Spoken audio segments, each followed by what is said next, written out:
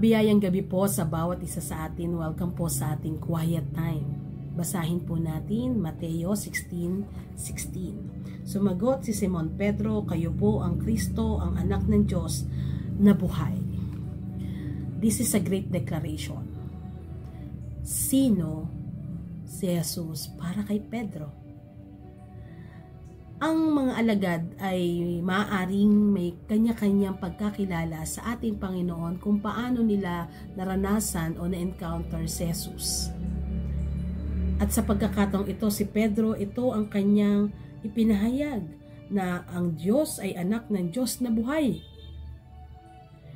At sa ating panahon ngayon, maipapahayag natin, maipapakilala natin si Kristo kung paano natin siya naranasan.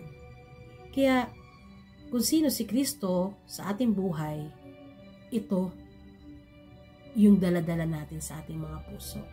Kaya mga kapatid, hindi natin maipapakilala ang ating Panginoon kung wala tayong encounter sa Kanya, kung wala tayong relasyon sa ating Panginoon.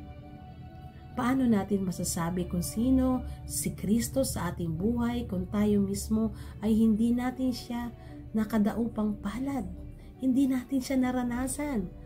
Kaya ito ang mensahe sa atin ngayon, na kung nais nating maipahayag ang Diyos na dakila sa ating mga buhay, magkaroon tayo ng relasyon sa ating Panginoon. Tanggapin natin si Kristo sa ating buhay. Magkaroon tayo ng ganap na buhay na walang hanggan dahil kay Kristo, nang sa gayon maipahayag natin ang mabuting balita ni Kristo kung sino si Kristo sa ating mga buhay.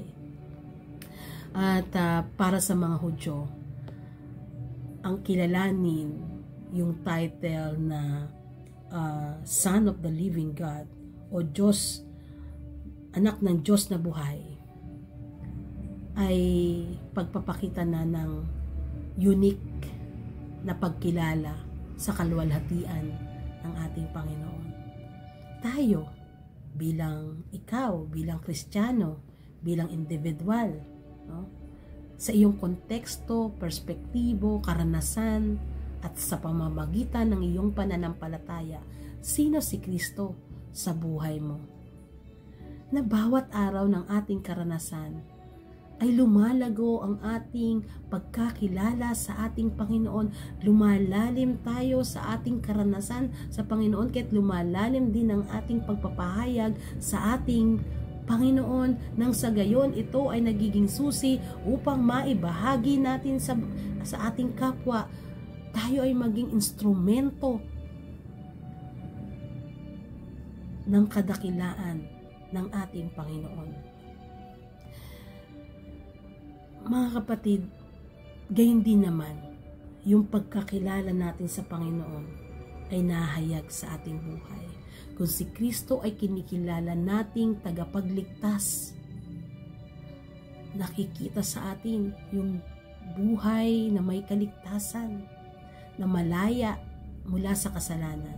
Kung si Kristo ay kinikilala nating healer, tayo ay malakas sa biyaya ng Panginoon, na tayo ay nananalig at nananalangin, may ministeryo ng pagpapagaling. At kung si Kristo ay kinikilala natin sa iba't ibang aspeto, mahayag ito sa ating buhay. Kung sinasabi natin na ang Diyos ay generous, ang Diyos ay provider, that Jesus will provide everything according to His riches and glory, tayo ba? Nagkakaloob ba tayo? Tayo ba? Nagbibigay ba tayo?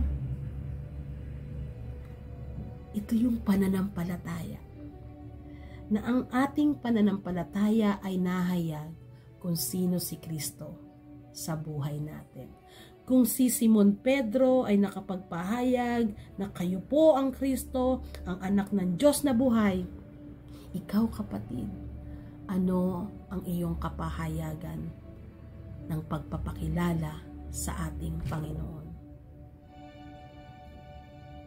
Baka may mga tao sa paligid natin na nakatingin sa atin at naghihintay ng kapahayagan kung sino si Kristo sa buhay mo. Kaya magkaroon din tayo ng unique identification kung sino si Kristo sa buhay natin. Tayo manalangin. O Diyos na makapangyarihan sa lahat, tunay nga po na Ikaw ang Kristo, ang the Son of the Living God, na napakadakila, kamangha-mangha, ang aming tagapagligtas. O Diyos, ang kinin namin sa aming buhay na Ikaw ang Diyos na gumagawa sa aming buhay upang patuloy na mahayag kung sino ka bilang Diyos sa amin. Ikaw ang Diyos na hindi nagbabago, ang Diyos na makapangyarihan, Diyos na gumagawa ng himala, Diyos na nagkakaloob ng aming pangailangan, Diyos na dakila at kamangha-mangha ang ipinapahayag sa amin, Diyos na dakilang gumagawa ng kadakilaan sa aming mga buhay.